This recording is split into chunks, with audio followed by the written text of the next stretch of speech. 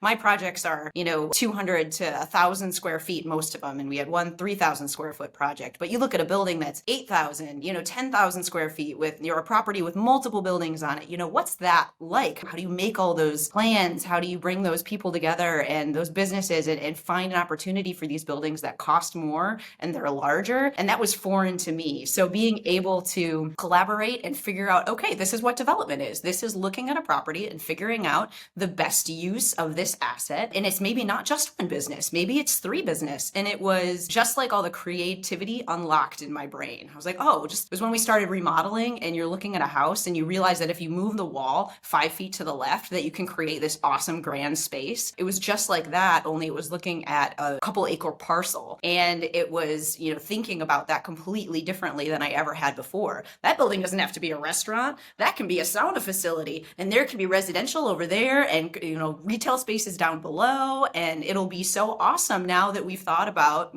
strategically how to use this. And then I was hooked. I'm like, yeah, I'm a local real estate developer. Why wouldn't I be? This is the coolest thing that I could do with my time. And here we are.